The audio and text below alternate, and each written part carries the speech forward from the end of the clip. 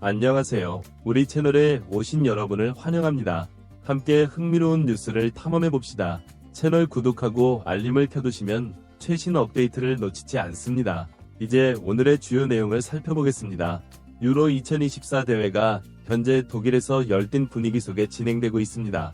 이번 대회는 유로 역사상 처음으로 독일에서 개최되는 의미 있는 대회입니다. 특히 이번 대회에서 많은 관심을 받고 있는 팀은 바로 잉글랜드입니다. 잉글랜드는 대회 전부터 우승 후보 1순위로 꼽혔지만 예선 2차전까지 기대에 미치지 못하는 경기력을 보여주며 많은 논란을 불러일으켰습니다. 현재 유로 2024의 16강 진출팀은 대부분 12차전에서 결정되었다고 볼 수 있습니다. 잉글랜드는 2차전에서 1승 1무를 기록하며 조 1위를 달리고 있지만 팬들과 전문가들의 평가는 그리 호의적이지 않습니다. 특히 최근 3차전에서 스위스와 무승부를 기록하며 무패 행진을 이어갔지만 경기 내용 면에서는 여전히 아쉬움이 남는다는 평가를 받고 있습니다. 잉글랜드의 16강 진출은 사실상 확정적입니다. 설령 스위스에 패한다 하더라도 헝가리에 큰 점수 차로 지지 않는 한 16강 진출은 무난할 것으로 보입니다.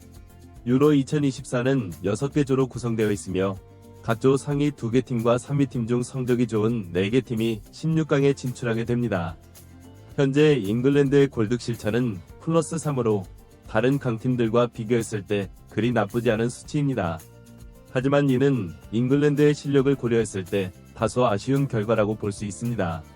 만약 잉글랜드가 조 2위로 16강에 진출하게 된다면 다른 조의 1위 팀과 맞붙게 될 가능성이 높아집니다.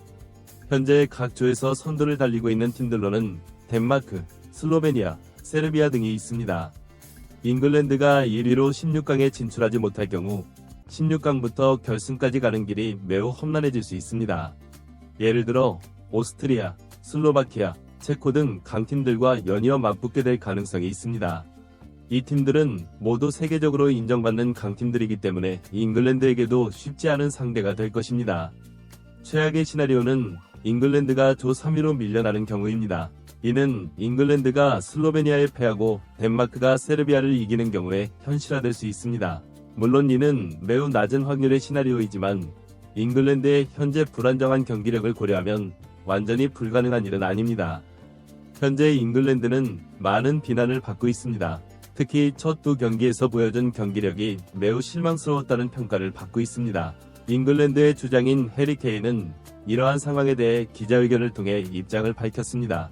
그는 팀의 경기력에 대한 비판을 겸허히 받아들이면서도 팀의 잠재력과 향후 개선 가능성에 대해 강조했습니다. 케인은 특히 전 잉글랜드 선수이자 현재 해설가로 활동 중인 게리 리네커의 비판에 대해 언급했습니다.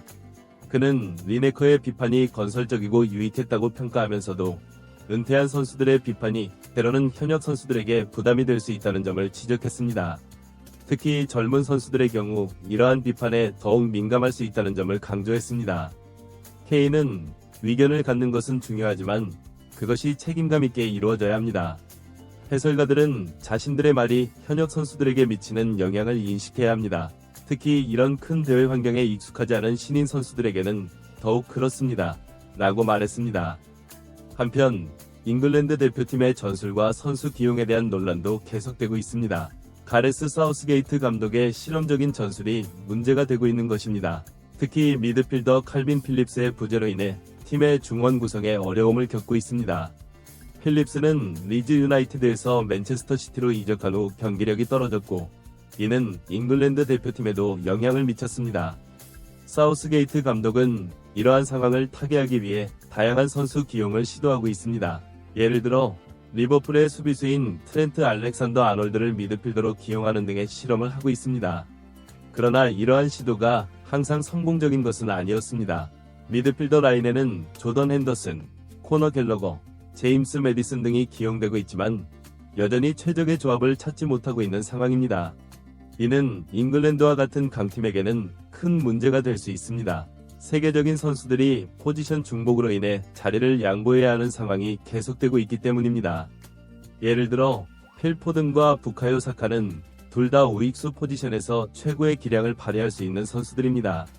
그러나 둘을 동시에 기용하기 위해 한 명은 익숙하지 않은 왼쪽 측면에서 뛰어야 하는 상황이 발생하고 있습니다. 이는 선수들의 능력을 최대한 활용하지 못하는 결과를 낳고 있습니다. 수비진에서도 유사한 문제가 발생하고 있습니다. 카일 워커, 트렌트 알렉산더 아놀드, 키어런 트리피어 등 세계적인 수준의 풀백들이 한 팀에 있지만 이들을 모두 최적의 포지션에서 기용하기는 어려운 상황입니다. 사우스게이트 감독은 이 문제를 해결하기 위해 아놀드를 미드필더로 전환시키는 등의 시도를 하고 있지만 아직 확실한 해답을 찾지 못한 상태입니다. 이러한 선수 기용의 문제는 단순히 전술적인 차원을 넘어 선수들의 자존심 문제로까지 확대될 수 있습니다. 각자 자신의 클럽에서 최고의 선수로 인정받던 이들이 국가대표팀에서는 자리를 양보해야 하는 상황에 직면하게 되면서 팀 내 경쟁이 과열되고 있는 것입니다. 이러한 상황에서 일부 전문가들은 잉글랜드가 확실한 주전 11명을 정하고 나머지 선수들은 대체 자원으로 활용하는 것이 더 나을 수 있다고 조언하고 있습니다. 모든 선수를 만족시키려다 오히려 팀의 조직력과 경기력이 떨어질 수 있다는 우려 때문입니다. 그러나 이러한 접근 방식 또한 문제가 있을 수 있습니다. 국가대표팀의 특성상 모든 선수에게 공정한 기회를 제공해야 한다는 압박이 있기 때문입니다. 또한 긴 토너먼트 기간 동안 부상이나 컨디션 저하 등의 변수가 발생할 수 있기 때문에 다양한 옵션을 유지하는 것이 중요할 수 있습니다. 한편 잉글랜드 팀의 심리적인 측면도 중요한 요소로 지적되고 있습니다. 지난 대회 준우승의 아쉬움을 극복하고 이번 대회에서 우승을 차지하겠다는 의지가 강한 만큼 선수들의 심리 관리가 중요한 과제로 떠오르고 있습니다. 사우스게이트 감독은 이를 위해 선수들에게 충분한 휴식을 제공하고 가족들과의 만남을 주선하는 등 다양한 노력을 기울이고 있습니다. 잉글랜드의 앞으로의 경기 일정도 주목받고 있습니다. 다음 경기는 25일 오전 4시 한국 시간에 예정되어 있으며 이 경기에서 잉글랜드가 어떤 포메이션과 전술로 나설지 많은 관심이 집중되고 있습니다. 이 경기에서 좋은 결과를 얻는다면 지금까지의 부정적인 여론을 일거에 뒤집을 수 있을 것으로 기대되고 있습니다. 결론적으로 잉글랜드는 현재 많은 도전에 직면해 있습니다. 우승 후보로서의 부담감, 선수 기용의 문제, 전술적 실험의 결과 등 다양한 요인들이 팀의 성적에 영향을 미치고 있습니다. 그러나 동시에 잉글랜드는 여전히 세계 최고 수준의 선수들을 보유한 강팀임에 틀림없습니다. 앞으로의 경기에서 사우스게이트 감독이 이러한 문제들을 어떻게 해결해 나갈지, 그리고 선수들이 어떤 모습을 보여줄지 전 세계 축구 팬들의 이목이 집중되고 있습니다. 잉글랜드가 이번 유로 2024에서 53년 만에 메이저 대회 우승이라는 목표를 달성할 수 있을지 그 기추가 주목됩니다.